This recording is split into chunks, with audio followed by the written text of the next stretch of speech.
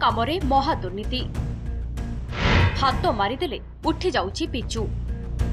ए हेउछि चित्रकोंडा उपांत अंचलर पापुलुरु ग्राम ठारू चित्रकोंडा डैम पर्यंत निर्माण चलिथिबा रास्ता कामर दृश्य। मालकानगिरी ग्राम्य उन्नयन विभाग द्वारा 32 कोटी ऊर्ध्व टंकार निर्माण चलिथिबा ए रास्ता कामरे ठिकादार दुर्नीति करिथिबा नै चित्र सामना को आसिछि। काम आरंभरू रास्तारू उठी जाउछि पिचु।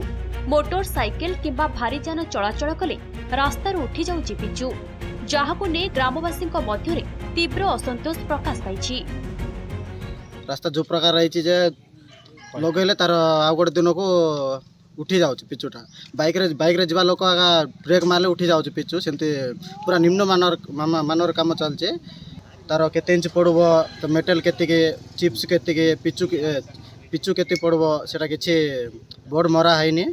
दया करे आमे सरकार को अनुरोध करूछु जे एस्टिमेट टा कोन केते कोन तार बोर्ड मरा जाओ बोले। रास्ता काम एबे ठीक हो नै आज्ञा। सब जो मेटल पड़वा जगह रे चिप्स पड़छि, चिप्स पड़वा जगह रे मेटल पड़ुछि। तेणु कर आम कहलु आम उपर से गाड़ी देकिन पड़ाऊँ। आम गाँव वाला पंचायत वाला भावुं ये रास्ताटा जदि काम कर बोले ठीक करूँ ना बोले काम करने बंद कर दे। ए रास्ता निर्माण हेले दोरागुड़ा, नुआगुड़ा, गुंठाबेड़ा, कपातुटी, पापुलुर, कुमानूर आदि 6टी पंचायत को यातायातर सुविधा हेबो। हेले रास्ता काम जदि एभळे निम्नमानर करा जाय तेबे 2 ରୁ 4 मास भितरे संपूर्ण रास्ता नष्ट होई जिवो, जहाकु नै ग्रामवासी अभियोग करबा परे ठिकादार और जंत्री ग्रामवासी को धमक देइथिबा अभियोग होईछि। अन्यपटे चित्रकोंडा विधायक मंगुखिल ए कामर तदंत करिवे बोली कहिथिबा बेले आगामी दिन में राजरास्ता को ओह्लाई आंदोलन करिवे बोली चेतावनी दैछन्ति। ए रास्ता जदि एबे मध्य आम कहूछु गाँ लोक माने अछन्ति एबे पर्यंत जदि बोलसे न करे बोले रास्ता भी बंद कर दियंतु। ए रास्ता को हम विरोध करछु।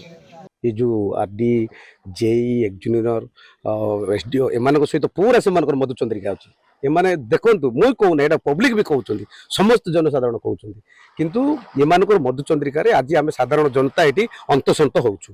ठीक भाबरे काम हो नै, निम्न मानर काम होउछि। मो भी देखिबि आज गस्त करबि आ जदि नहल तो आर ऊपर आंदोलन होबो बड़ धरनर। निम्न मानर काम को नहीं प्रशासन कौन पदक्षेप नेउछि ता उपरे समस्तक नजर रहिछि। चित्रकोंडारू राजकमल पुरोहित को रिपोर्ट, नंदीघोष टीवी।